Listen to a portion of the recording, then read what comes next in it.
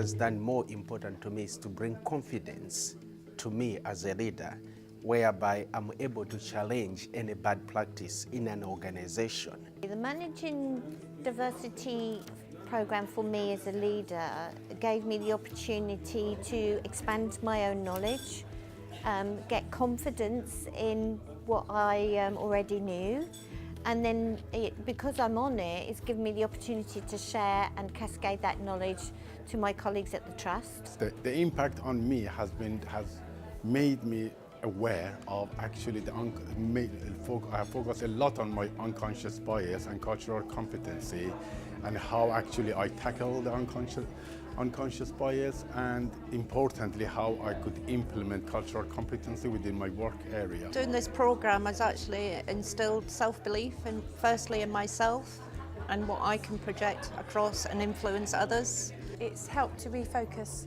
my mind because we do this stuff every day, so it's really sort of brought it back to the forefront for me and helped me to evaluate how I could support operational managers in managing diversity.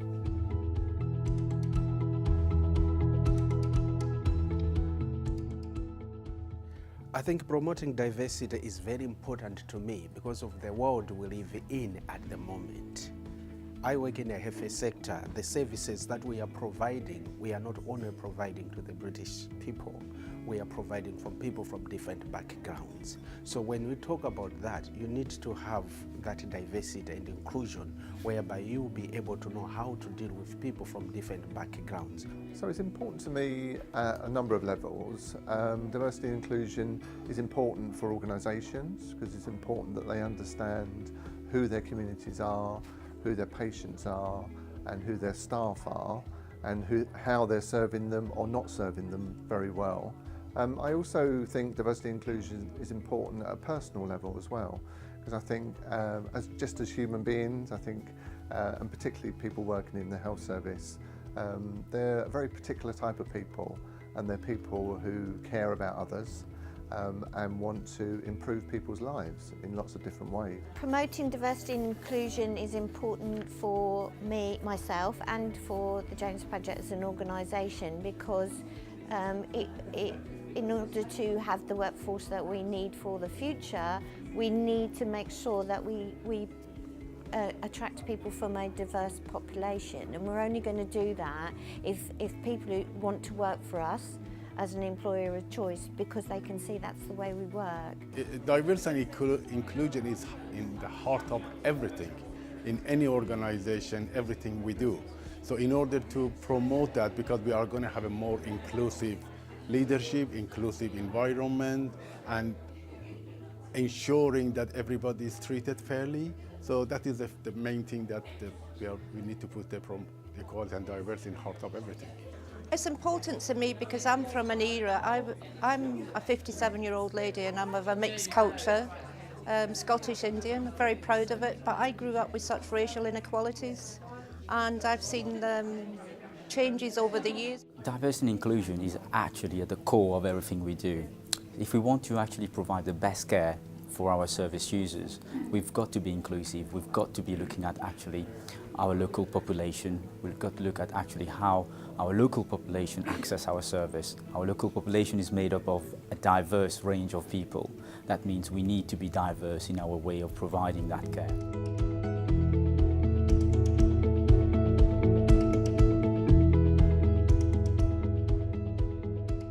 I'll say approachable, somebody who values staff, somebody who values equality and diversity and inclusion at work. Actually, there's a phrase that I use which is emotional intelligence. I think an inclusive leader needs to have emotional intelligence. But at a more basic level, I think an inclusive leader needs to have understanding, they need to have compassion, and they need to be thoughtful as well. Non-judgmental, equity as opposed to equality. So both are important, but equity is really important, and openness to accept individuals, the challenges that we face. The world is changing. The equality and equity and inclusion isn't just about, for me in the HR world, but it's about how do we need to make sure that our patients feel included. I think the first thing is being a role model. I need to be a role model as inclusive leader. I need to ensure that I'm involving all the staff, so involvement and value the diversity of the team. I think someone has to be approachable, they have to be committed, and they have to be fair.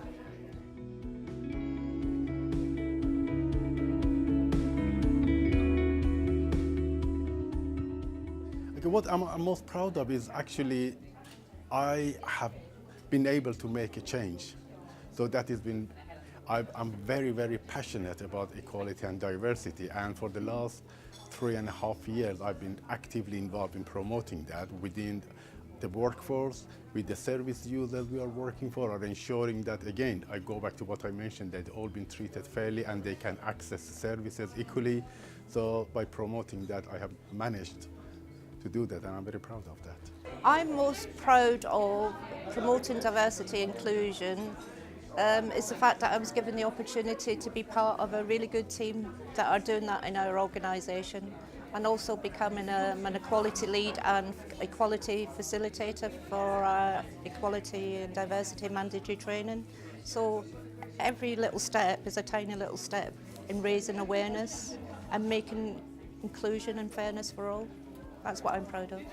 The things that I'm most proud of in my work on inclusion are my team, who are even more passionate than me, but mostly our staff with lived experience, because their bravery and their passion about fighting their causes is what inspires us and gives others the confidence to be open about these subjects. I'm really proud of the work I do now because I can bring it at a strategic level, but also understand how it works in practical level in terms of interacting with our service user, and also in terms of interacting with our staff. So for me, the most important thing and the feedback that I get makes me feel that I've achieved something when service user and staff tells me about actually the experience as a result of what we do.